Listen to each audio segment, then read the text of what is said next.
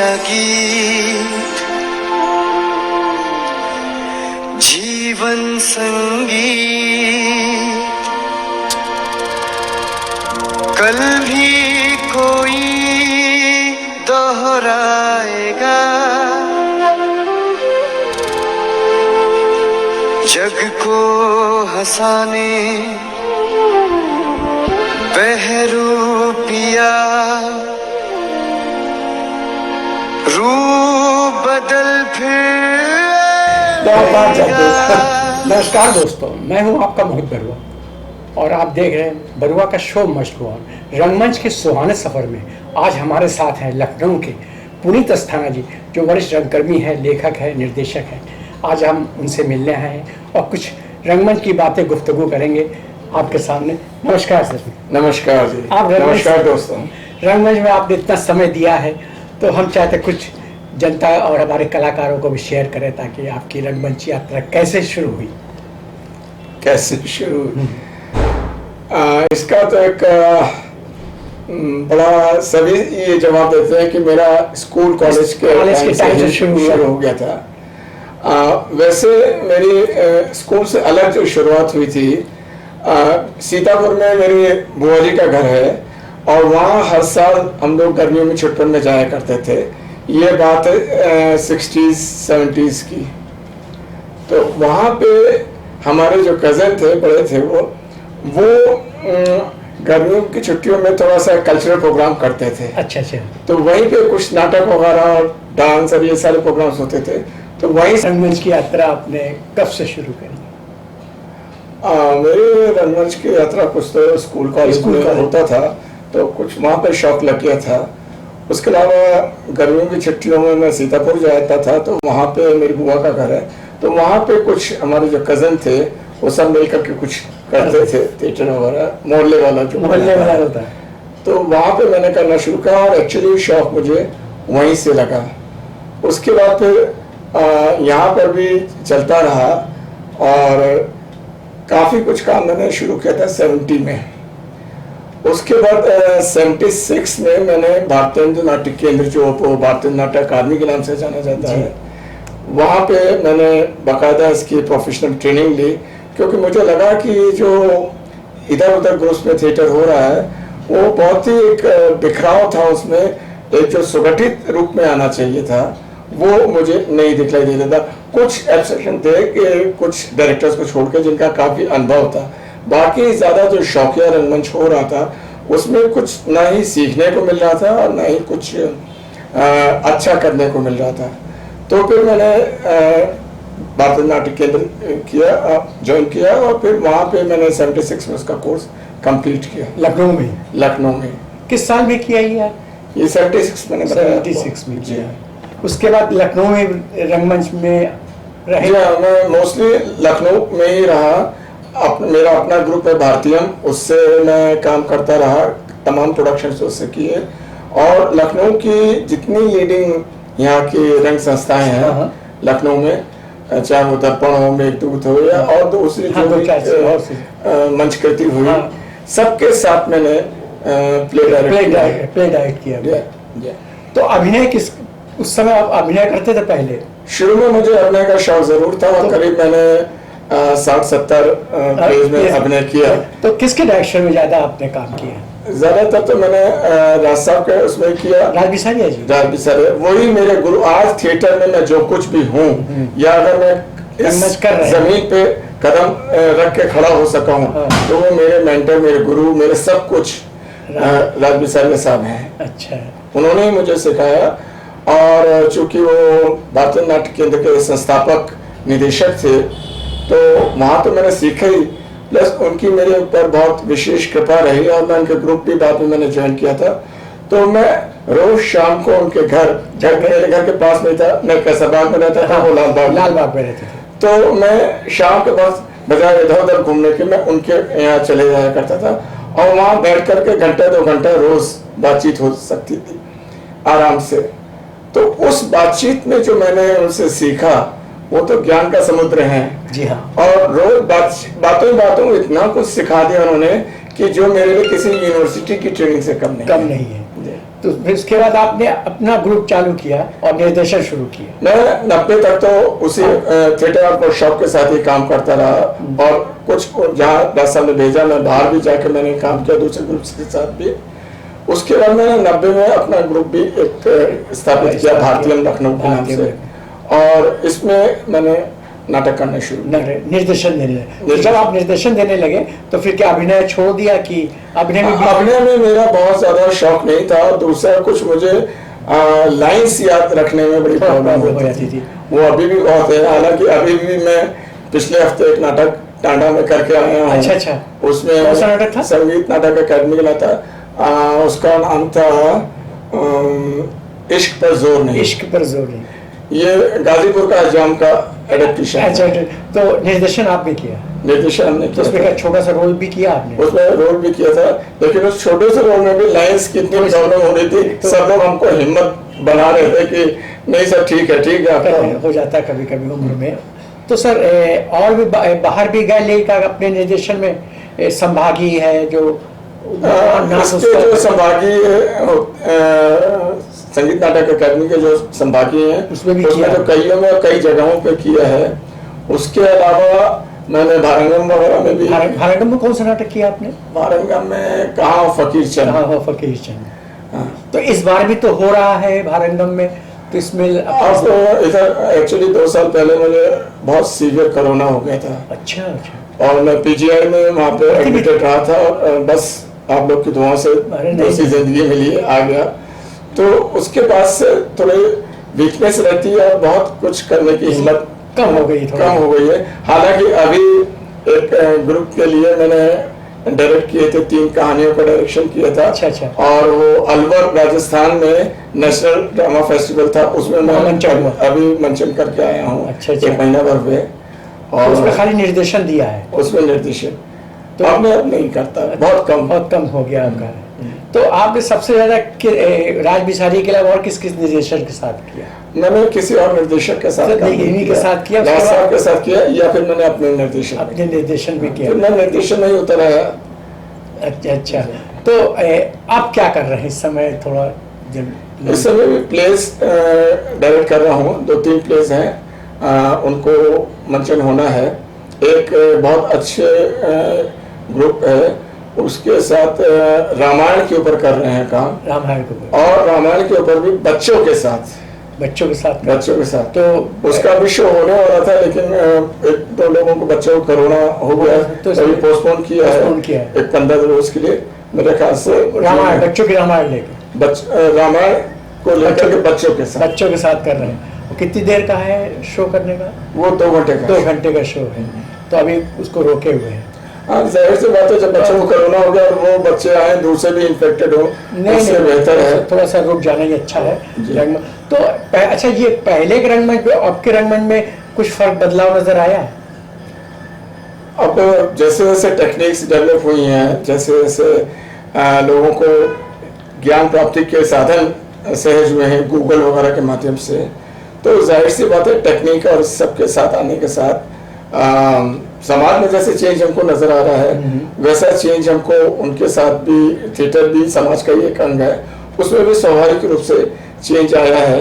आज हमारे जो जमाने में था वो महीनों काम करते रहते थे, किसी ग्रुप में चले गए, ट्रेनिंग तो थी नहीं, और वहाँ करते रहते थे, बस रोज आते थे, बैठते थे, कुछ इधर उधर का काम किया, चले आते थे, तो बहुत अरसे बाद वो तैयार हो पाते थे। आज 2-3 साल के अंदर बच्चा अच्छा तैयार हो जाता है। और बच्चों को उस जमाने में मैंने एक चीज और देखी थी, लोगों में इतनी झिझक थी कि सीनियर से ज्यादा पूछने की हिम्मत नहीं पड़ती थी। आज के बच्चे बहुत फ्रैंक इस मामले में हो गए हैं, और कोई चीज नहीं समझ में आती तो बहुत फ्रैंकली पूछते हैं कि इसको कैसे किया जाए या कैसे करना। मैं भी अकादमी में जब जाता हूँ, मैं वहाँ पे करीब 40 साल से पढ़ा रहा हूँ, तो रिटायर हो चुका हूँ, अब मैं विजिटिंग लेक्चर के रूप में जाता हूँ। तो पहले बच्चे झिझकते थे, अब बच्चे जो है गूगल के माध्यम से उस चीज के बारे में पहले से स्टडी करके आते हैं और फिर उस पर क्वेश्चन पूछते हैं, तो हमको उससे बहुत ज्यादा तैयार रहना होता है। अच्छा। तो ये जो आपने इतने साल से कर रहे हैं, तो आपने फिल्मों में भी काम किया है? फिल्मों में मेरा लखनऊ से जाने की पारिवारिक परिस्थिति नहीं थी, तो मैं बाहर तो नहीं जा पाया। लखनऊ में बहुत पहले श्याम बेनेगल की फिल्म शूट हुई थी, जुनून। जुनून बहुत और शशि कपूर वाली। शशि कपूर वाली। तो उसमें श्याम जी जो थे वो राज साहब के बहुत क्लोज फ्रेंड थे। मैं चूंकि टॉम में ही था, तो राज साहब ने उनको इंट्रोड्यूस करा दिया था उनसे, और कहा था कि इस मीडिया को भी सीखो। तो मुझे उनके साथ करीब 2.5 महीने रहने का मौका मिला। अच्छा। और मैंने निर्देशन की, कैमरे की लैंग्वेज काफी सीखी, और उसी की वजह से मैंने 2-3 टेलीफिल्म्स भी डायरेक्ट की। लेकिन उनके साथ रहने पे एक बार बड़ा इंटरेस्टिंग किस्सा है कि उन्होंने लखनऊ में एक वो कव्वाली जो होती है ना, सूफियाना कव्वाली, वो उन्होंने यहाँ रिकॉर्ड की थी ऑल इंडिया रेडियो में। तो मैंने उसको अप्रिशिएट किया, उसकी कुछ जो बारीकियां थी उनको अप्रिशिएट किया। तो श्याम जी मुस्कुराया कि नहीं, तुमने बहुत सही चीज पकड़ी है और तुमको एक्ट भी करना है। मैंने कहा मेरी हिम्मत नहीं है। उन्होंने कहा कैमरे को फेस करने से डरते हो? मैंने कहा नहीं, मेरा शौक वो नहीं, मैं निर्देशन मेरा ज्यादा का नहीं, तुम्हें करना है। तो उन्होंने पकड़ के वो फिल्म की इत्तेफाक से शुरुआत मेरी फेस से होती है। बहुत अच्छी, बहुत पुरानी बात आपने बताई। शशि कपूर जी उसके भी टीम के साथ 2.5 महीने करीब रहने का मौका मिला। सर लखनऊ में था शूट था? लखनऊ था, काकोरी में था और मलियाबाद में था। तो आप उसमें बराबर हिस्सा रहे, काफी जानकारी आपको फिल्मों के बारे में? बहुत ज्यादा। मेरे ख्याल से वो आपको फिल्म इंस्टीट्यूट के 3 साल के कोर्स के बराबर था, बल्कि शायद उससे भी ज्यादा, क्योंकि उसके साथ उन जैसे लोगों की पैनी नजर थी और लोगों का काम था, तो बहुत कुछ सीखने को मिला। अच्छा, पहले के लड़के तो सीखते थे, इस बार भी लड़के आते हैं, तो कुछ लोग ऐसे कुछ दिन सीखने के बाद फिल्मों में चले जाते हैं, जैसे कुछ लोग ऐसे भी मिल जाते हैं हम लोग। ये लोगों पे बड़ा आरोप लगता है, खासतौर से यूथ जनरेशन पे, कि ये सिर्फ फिल्मों की चमक से प्रभावित होकर आते हैं। लेकिन मैं आपको बताऊं, सच बात तो यह है कि फिल्मों और टेलीविजन का ये ग्लैमर पुराने सारे एक्टर्स को भी हमेशा अपनी ओर आकर्षित करता रहा।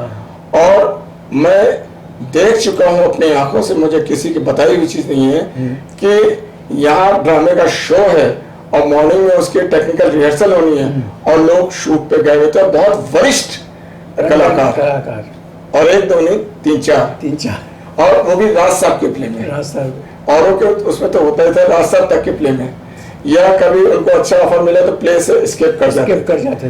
तो ये चीज तो शुरू से ही ग्लैमर था, और आज चूंकि ये बहुत ज्यादा एक्सपोजर इसका है, तो जाहिर सी बात है क्यों नहीं जाए, क्यों हम उनको ब्लेम करें। और स्टेज कोई रोटी तो देता नहीं है, रोटी उनको वहीं से, रोटी और नाम दोनों उनको वहीं से मिलता है, मगर कुछ सीखे बगैर जाते हैं उसके लिए। हाँ, वो बहुत गलत चीज है। मैं ये जरूर कहूंगा कि शीशे के सामने जब आदमी खड़ा होता है तो हर एक आदमी अपने आप को ऋतिक रोशन और ये शाहरुख खान समझता है, फेस उससे समझता है कि वो हीरो है, लेकिन उसके अंदर कितनी कैपेबिलिटी है ये उसको खुद रियलाइज नहीं कर पाता। मेरे पास बहुत से लोग आते हैं, मैं कई बार ऑडिशन में भी मैंने देखा, अकादमी में स्टूडेंट्स जो एडमिशन के आते हैं, उसमें बहुत से लोग एक्टर्स ट्रेनिंग लेने के लिए जो आते हैं, उनमें वो इस काबिल नहीं होते हैं कि वो स्टेज पे उनको पहुंचने दिया जाए, उनकी वहीं पे जमीन पे रहने की जरूरत है। लेकिन सब हीरो बनने के चक्कर में चले आते हैं, क्योंकि ग्लैमर उसका इतना है, और लोगों को लगता है तो बहुत सहज है, आपको इंजीनियरिंग पढ़नी है तो उसकी पढ़ाई करनी पड़ेगी, आपको डॉक्टरी करनी, लेकिन थिएटर में उन्होंने टेकन फॉर ग्रांटेड ले रखा है कि इसमें जो चाहे कर देंगे, सब चल जाएगा सब। तो इसलिए थोड़ा सा, तो अब पहले के रंगमंच पे, आपके रंगमंच जो पहले बहुत रंगमंच हुआ करता था, अब भी उतना हो रहा है कि यहाँ पे रंगमंच पहले जो हो रहा था उससे ज्यादा ही हो रहा है, कम नहीं हो रहा है। ये लोग हमारे समकक्ष जो हमारे साथ के लोग थे, वो ये कहते हैं, उनका जरूर जैसे हमेशा बुजुर्गों को हम लोग का रहा है, मैं भी अब 72 ईयर्स का हूँ, तो हम लोग बराबर कहने की हम लोग को आदत है, हमारे जमाने में ये होता था, हम ये करते थे। आज भैया उन चीजों की जरूरत नहीं है, तो क्यों वो करें? जो चीज आज अवेलेबल है उसके लिए हम लोग तो स्टेज बनाते थे, हम लोग तो ये करते थे, पर्दा कसते थे, तो झाड़ू लगाते थे, झाड़ू लगा। आज जब चीज अवेलेबल है तो उसमें टाइम वेस्ट करने क्या, जो चीज है उसको टेक्निक को सीखने की बात है। और टेक्निक सीखने में सब तो नहीं, लेकिन मैं कह सकता हूँ एटलीस्ट 30 to 40% बच्चे, मैं एकेडमी में भी ये चीज देखता हूँ, वो बहुत इंटेलिजेंट हैं और आज के हिसाब से कंप्यूटर एज के हिसाब से वो चीज़ों के लिए बहुत रिसेप्टिव हैं और बहुत जल्दी चीज़ों को समझते हैं। और मुझे बल्कि लगा कि आज के जो यूथ है उसके साथ काम करना बहुत आसान है, क्योंकि वो चीज़ों को समझने की कोशिश करता है और जल्द से जल्द पकड़ने की कोशिश करता है। तो ये एक अच्छी चीज़ है, मैं बहुत अप्रिशिएट करता हूँ। और एक चीज़ और, हम लोगों की सोच काम करते करते बहुत एक स्टीरियोटाइप हो गई है, एक ही तरह की एक लाइन पे चल रही है। और वही चीज जो थी उस समय, जो भी नेक्स्ट जनरेशन निकल गए उसके अंदर भी उसी तरह की सोच थी। मैक्सिमम 95% डायरेक्टर्स ऐसे ही होते थे, जो कि वो उसी ढर्रे पे चल रहे हैं। बहुत सही वर्ड आपने कहा, ढर्रे पे चल रहे। लेकिन आज के जो बच्चे जैसी टेक्निक के बारे में थोड़ा सा सीखते हैं, वैसे उनको कुछ इनोवेटिव नई चीज करने का मन का। और एक चीज और मुझे बहुत अच्छी लगती है कि वो जो कर रहे हैं काम, वो हमारे आसपास की जिंदगी से जुड़ी हुई प्रॉब्लम्स को लेकर कर रहे हैं।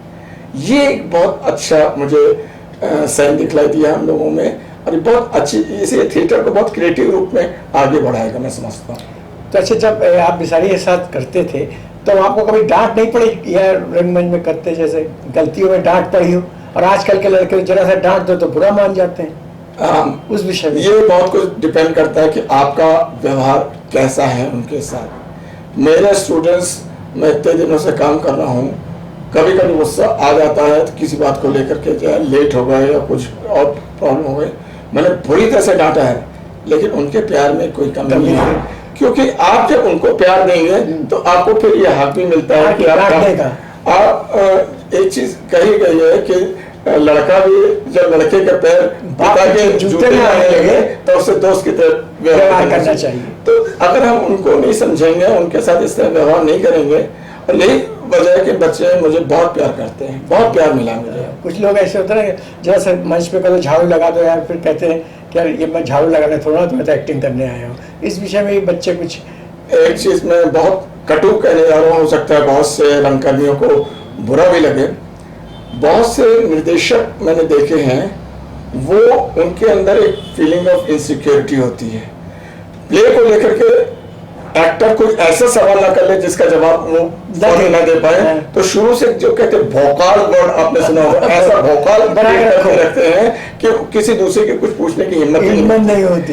ये बहुत गलत एटीट्यूड है। बच्चों को नहीं अगर आता है, हम भी एक परफेक्ट आदमी नहीं आता है, ठीक है, इसके बारे में मुझे पूरा आइडिया नहीं, मैं थोड़ा और स्टडी करके बता दूं, उसमें मेरी इज्जत नहीं चली जाएगी। लेकिन ईगो वाली चीज है, ये इसने बहुत नुकसान पहुंचाया है। चलिए, और कुछ दर्शकों से कहना चाहते थिएटर के बारे में, रंगमंच करता रहे, उसके बारे में कुछ? देखिए, रंगमंच बहुत ही इम्पोर्टेंट चीज है, और विदेशों में तो ये उनके कोर्स का एक कंपलसरी पार्ट है, लेकिन यहाँ पे इसको अभी वही नाचने गाने वाली चीज समझा जाता है। क्या नौटंकी? मैं अगर आपके पास समय हो तो मैं 2-3 मिनट में एक किस्सा आपको सुनाना चाहूंगा कि कितना जबरदस्त ये होता है पर्सनैलिटी को डेवलप करने में। थिएटर इफेक्टिव रूप से काम करता हूँ। मैं एक बार ओबरा में, काफी पहले की बात है, ओबरा में एक प्ले डायरेक्ट करने के लिए गया था, डिपार्टमेंट कल्चर अफेयर्स ने भेजा था वहाँ के इंजीनियर्स एसोसिएशन के लिए।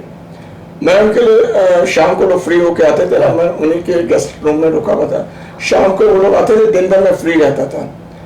तो मैंने वहाँ पे उन लोगों से कहा कि समर्स में बच्चों की छुट्टियां हो गई होंगी, तो अगर आप लोग कहें तो मैं आप लोग के बच्चों के साथ एक वर्कशॉप कर लूँ फ्री ऑफ कॉस्ट। बस मुझे, चूंकि मैं थिएटर एजुकेशन से बेसिकली जुड़ा हुआ हूँ, तो मुझे अच्छा लगता है इसको लोगों तक पहुँचाना। तो मैं कही तो बहुत अच्छी चीज है, बच्चे आना शुरू हुए।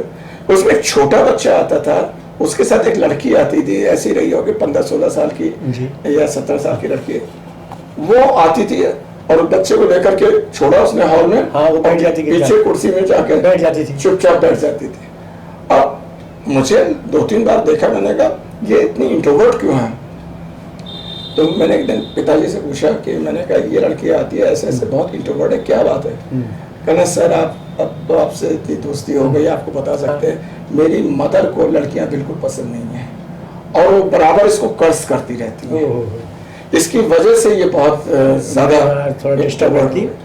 मैंने कहा अगर आप इजाजत दें तो मैं इसको अपने साथ इन्वॉल्व कर लूँ। उन्हें सर आपकी बच्ची है, आप बिल्कुल, ये तो बहुत अच्छा है। मैंने उस बच्ची को बुलाया, तो मैंने उस बच्ची से कहा, मैंने कहा देखो बच्चों, मैं इतने बच्चों को लेकर काम कर रहा हूँ, सबके साथ एक साथ काम करना मुश्किल हो रहा है, तुम थोड़ी मदद करोगी। तो उसका जवाब था बस, बोली तब भी कुछ नहीं। उसके बाद मैंने उसको बैठाया, पूरे बच्चों के साथ मैंने रिहर्सल कराई।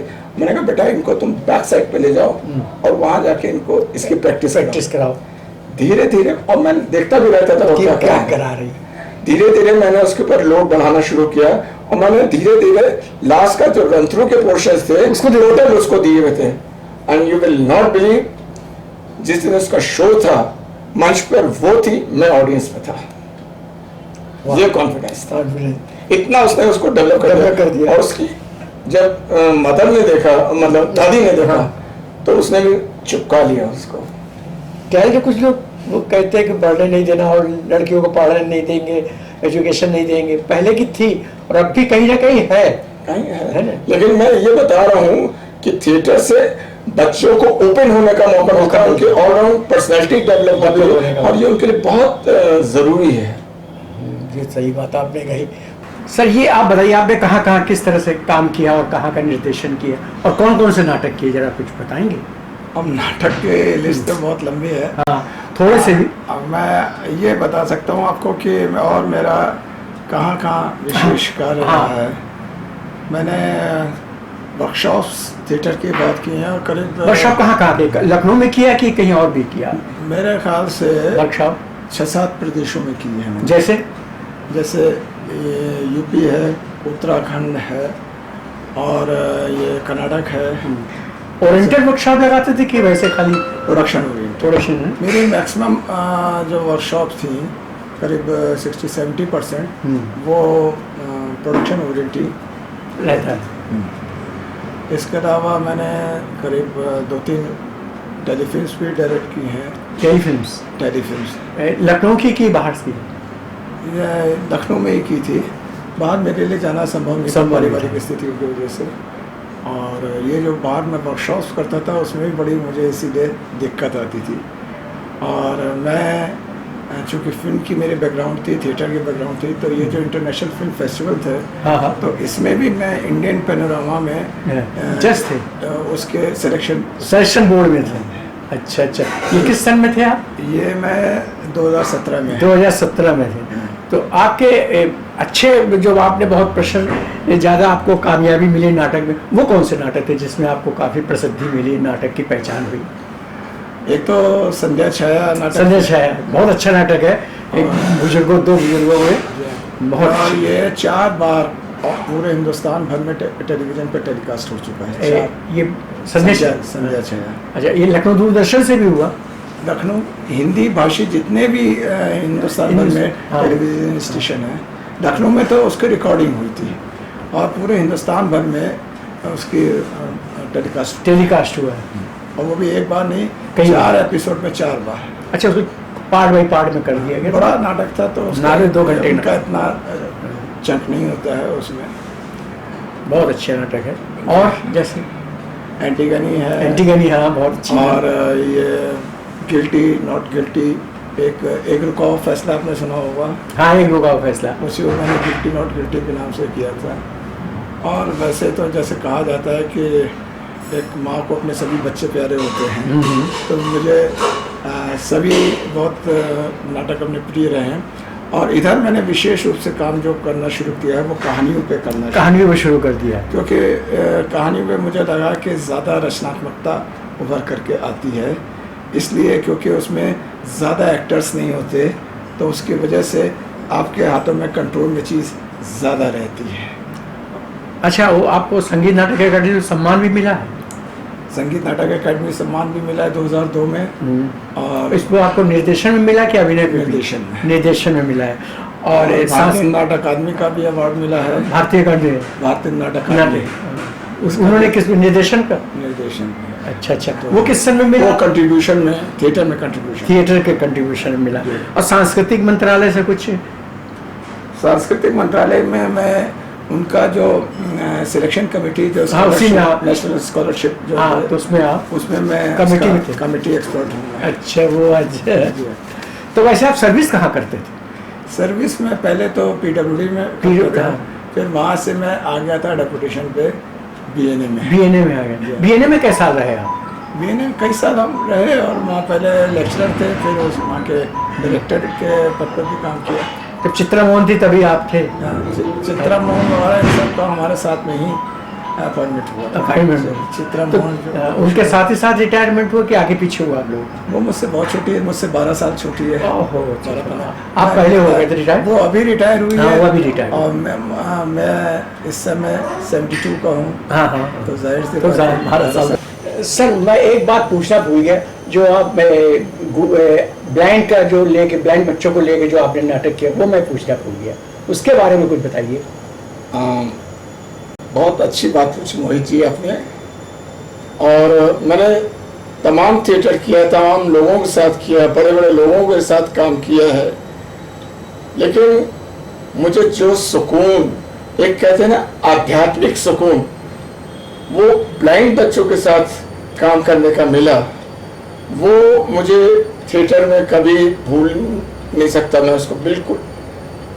और आपको बड़ा इंटरेस्टिंग बताऊं, यहाँ पे नेशनल एसोसिएशन ऑफ ब्लाइंड का लखनऊ चैप्टर यहाँ पे है, तो वो लोग, उन लोगों ने मुझे अप्रोच किया था ब्लाइंड बच्चों के साथ काम करने के लिए, लेकिन सच बताऊं मेरी हिम्मत नहीं पड़ी। मैंने 5 मिनट अपने आंख बंद करके बैठा, मैं मुझसे एकदम मैंने घबरा के आंख खोल दी। जब मैं 5 मिनट बर्दाश्त नहीं करता, बेचारे लोग कैसे बर्दाश्त करते। लेकिन एक चीज थी जिसने मुझे काम करने के लिए मजबूर कर दिया, उनके साथ एक बहुत गोरा चिट्टा खूबसूरत लड़का आया था, ऐसी रहा 18-19 साल का, और इतना खूबसूरत, और उसकी आंखें इतनी खूबसूरत थी, लेकिन उसमें लाइट नहीं थी।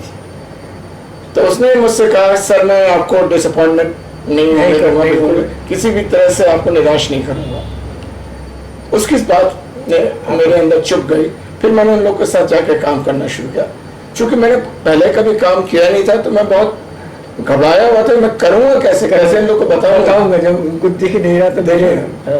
लेकिन इस मामले में उनकी जो टीचर थी वहाँ पे, उन्होंने बहुत हेल्प की। स्क्रिप्ट याद कराने में उन्होंने बोलती जाती थी, बच्चों को याद कराती थी, और एक्शन में भी जैसे हाथ उठाना, ये उसको कैसे करना, जैसे यूं करना है, क्या बात है, अब वो तो समझ में नहीं आता, तो वो तो बोल देते क्या बात है, बोल दिया। तो उनको बताना पड़ता था, उनका हाथ पकड़ के, तो इसको यूं बोलो क्या बात है, उनका हाथ पकड़ के इस तरह से बताते थे उनको, तो सेक्शन। लेकिन उनके अंदर इतनी दिमाग, रोशनी नहीं थी उनके, लेकिन दिमाग इतना तेज था कि वो फौरन चीज को पकड़ लेते थे। ग्रेस्पिंग पावर उन लोग की बहुत जबरदस्त थी। अच्छा। और मैंने उनके साथ करीब 6-7 प्लेस पे 6-7 प्लेस। तो मंच पे कैसे कराते थे? मंच पे आगे आ जाए, आगे कहीं गिर ना जाए और लाइट से बाहर ना जाए, उस विषय में क्या? बहुत अच्छी बात है। एक दो बार रिहर्सल के दौरान देखा कि बच्चे बिल्कुल एंड तक आ गए मंच के, मुझको रोकना पड़ा चिल्ला करके, रुको, उन्हें गिर जाते। फिर मैंने ये किया कि जो प्रोसिनियम कॉलम्स होते हैं एप्रन का आगे, उसको वहाँ पे रस्सी यहाँ से वहाँ तक जमीन पे डाल दी या दरी बिछा दी। वो एक्टिंग करते करते आगे आते थे, पैर जैसे उसको स्पर्श करता था, उनको पता चल जाता था कि इसके आगे नहीं। और धीरे धीरे उनके साथ काम करते हुए मुझमें इतना कॉन्फिडेंस आया कि मैं उन बच्चों को लेकर के ऑडिटोरियम तक ले गया, और वहां से वो खुद चल करके उन्होंने स्टेज पे, जैसे कई नॉर्मल प्लेस में आपने देखा होगा कि ऑडियंस के अंदर से एंट्री होती है, तो उनकी एंट्री मैंने ऑडियंस से कराई और बहुत खूबसूरत एंट्री की। और मैं एक चीज इसमें, एक इंसिडेंट खाली बता रहा हूँ आपको कि यहाँ पे इंटरनेशनल विवेकानंद जी के ऊपर एक सेमिनार हुआ था इंदिरा गांधी प्रतिष्ठान में, दुनिया भर से लोग आए हुए थे, और इन लोगों ने स्टेज के ऊपर और स्टेज से नीचे दोनों जगह एक्ट किया। और इतने कॉन्फिडेंस से किया कि कहीं लग नहीं रहा था कि ये लोग ब्लाइंड हैं। और जब प्ले खत्म हुआ तो सब के सब लोग जो थे वो खड़े होकर स्टैंडिंग ओवेशन दिया उनको, बहुत पसंद किया। और वो मेरे लिए जो अनुभव था किसी स्पिरिचुअल एक्सपीरियंस से कम नहीं है। जैसे पकड़ने करने का, हाथ पकड़ना, वो भी आप इस मंच पे कर लेते थे लोग? सब कुछ जैसे मैंने आपको बताया कि जैसे नॉर्मल हम लोग एक्ट करते हैं बिल्कुल उस तरह से उन्होंने एक्ट किया। कभी प्ले किया, विवेकानंद जी पे किया था और इस तरह के और भी कई प्लेस किया। कॉमेडी भी किया होगा? कॉमेडी जब उनको देखा तो मैंने कहा कि ये इनके साथ एक ही टाइप के प्लेस, क्योंकि रियल लाइफ में जैसे और तरह के प्लेस होते हैं वो भी होने चाहिए। तो कॉमेडी प्ले मैंने क्रिकेट चेकअप जी का बहुत अच्छा नाटक है, आपने भी शायद उसको बहुत किया। मैंने बहुत तो वो बहुत उसके साथ उन्होंने किया और मुझे कोई कहने में संकोच नहीं है, उन्होंने शायद हम लोग से अच्छा किया नहीं, और आंखें ना होते हुए करना मंचन बहुत बड़ी बात है, बहुत बड़ी बात है। मैं हमेशा मालिक को हाथ जोड़ता हूँ कि उन्होंने मुझे ये मौका दिया। चलिए बहुत अच्छा, आपने समय दिया। एक छोटी सी भेंट है जो मैं आपको दूंगा। जीवन संगी छोटी सी भेंट, कल भी कोई दोहराएगा, जग को हंसाने बहरूपिया, रूह बदल फिर